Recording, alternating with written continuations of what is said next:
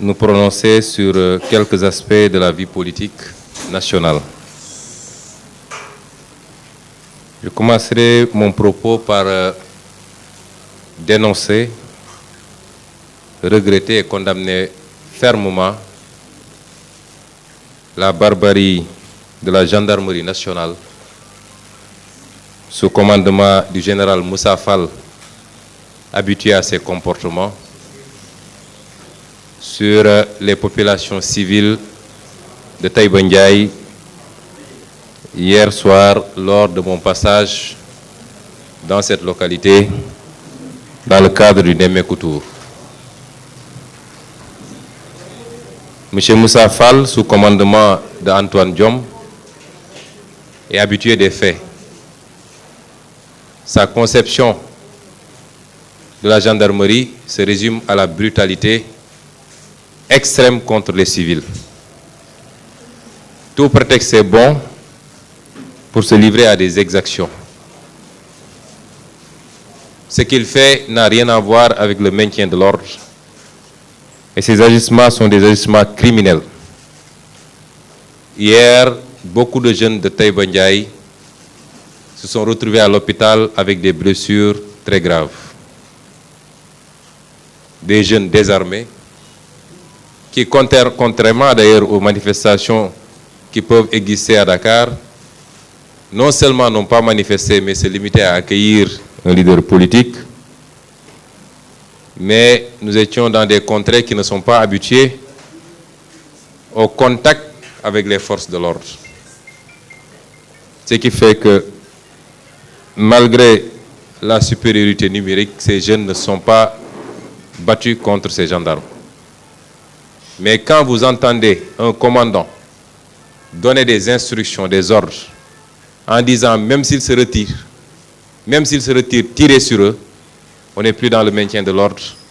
C'est des agissements criminels. Et c'est ça la gendarmerie sous les ordres du général Moussa Fall. Je souhaite prompt rétablissement à tous ces jeunes, tout en réitérant au président Macky Sall, à son ministre de l'Intérieur, à son général et à son chef de la police, qu'aucune intimidation ne pourra passer. Il s'y essaie depuis très longtemps, mais s'il n'a pas encore compris que nous ne sommes pas des gens intimidables, c'est qu'il est loin d'être au niveau d'intelligence que nous pensions. Au-delà, ces agissements vont appeler à des réactions des populations. Ça, c'est inévitable. J'y reviendrai certainement. Nous vous avons conviés pour parler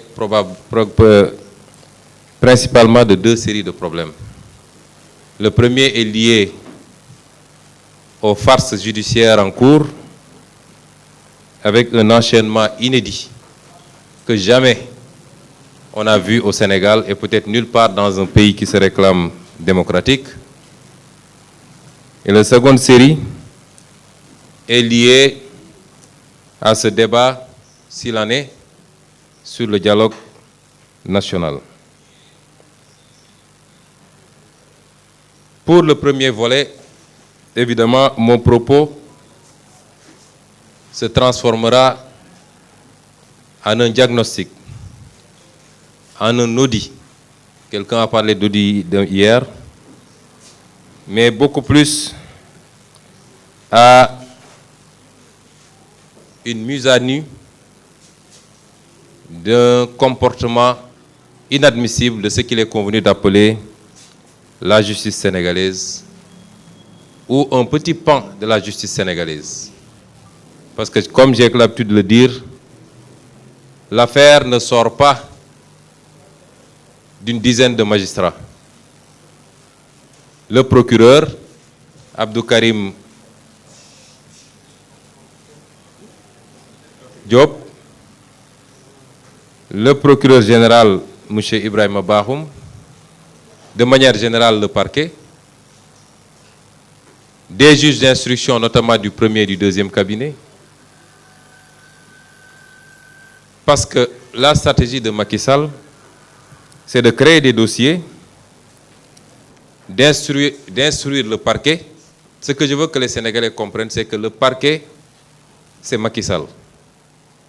Dans certains pays, d'ailleurs, il semblerait que le parquet ne soit plus rattaché, ne soit plus un ordre juridictionnel, puisque le parquet, c'est des fonctionnaires rattachés au ministre de la Justice qui lui-même obéit au droit à l'œil au président de la République.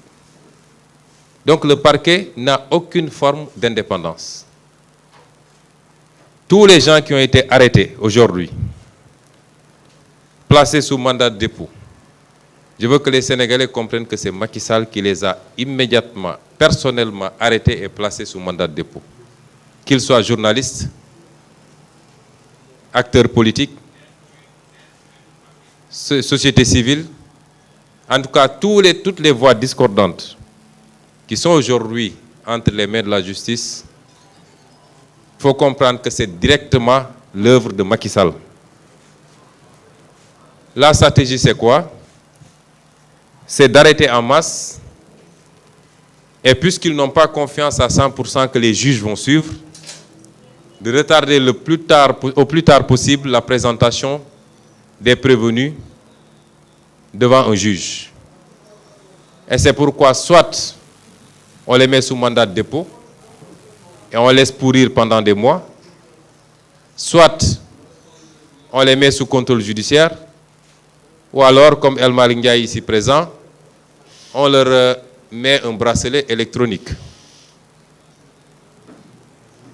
Et cela pour pouvoir gagner le plus de temps possible en prenant des innocents, en laissant des innocents à Rebeuss qui viennent de passer leur Korité là-bas, là où Macky Sall, son fils Amadou Sall, qui passe tout son temps maintenant à battre propagande et à essayer, semble-t-il, de recruter des nervis, et sa femme Marème Faye Sall, toute leur famille ont passé tranquillement la Korité chez eux.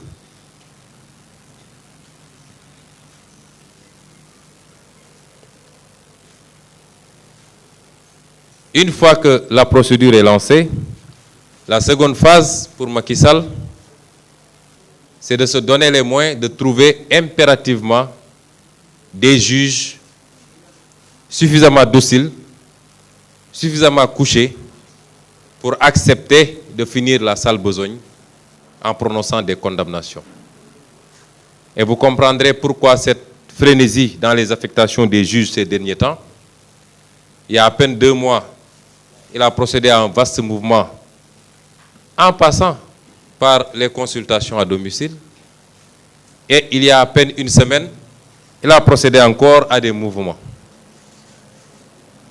Parce qu'il est à la recherche de juges qui accepteraient de faire ce qu'il veut, principalement pour Ousmane Sonko, mais également pour tous ces détenus politiques, dont il ne sait désormais plus quoi faire. Tout ceci me ramène à dire simplement que la justice est devenue l'un des maux les plus profonds de la société sénégalaise. Pas l'ensemble de la justice. J'ai toujours rendu hommage à cette écrasante majorité de magistrats qui disent non, qui refusent, qui se battent. Lors de ces dernières affectations, des magistrats ont été affectés. On m'a rapporté que des magistrats ont été rapportés, et de sources sûres, puisque ça vient de magistrats, simplement parce qu'ils ont refusé de demander dans leur plaidoirie une condamnation à 2 ans ferme à mon encontre pour un dossier simplement supposé de diffamation. Des magistrats, des juges d'instruction viennent d'être affectés, et ce qu'on leur reproche, c'est d'avoir accordé la liberté provisoire à des militants de PASTEF de Keur Massar. Des magistrats ont été affectés à Tamba, à Kédougou, à Tamba, à Matam, ou qu'importe, simplement parce qu'en tant qu'assesseur, ils n'avaient pas accepté de jouer le jeu. Je peux vous dire que le renvoi de la dernière fois, le renvoi du 8, serait lié au fait que le président du tribunal, le président de la cour d'appel, n'a pas encore trouvé des magistrats qui accepteraient, des juges qui accepteraient de suivre les instructions pour prononcer une peine d'inéligibilité. Mon propos donc ne s'adresse pas à tous les magistrats.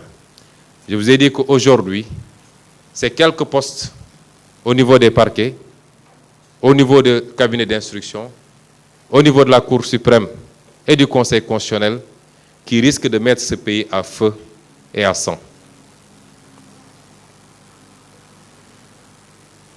Mon rapport avec la justice, jusqu'à présent, est un rapport fait de persécution, de violation de mes droits et de déni. Depuis 4 ans, je suis persécuté par la justice sénégalaise, comme jamais un homme politique n'a été persécuté. Et je vais être très factuel. Je veux que les Sénégalais et les Sénégalaises, et je veux également que nos partenaires internationaux comprennent bien ce que je suis en train de dire. Tout ce que je dirai sera adossé à des faits précis, à des dates, sur les violations de mes droits par la justice sénégalaise, mais également sur un certain nombre de dénis de justice me concernant.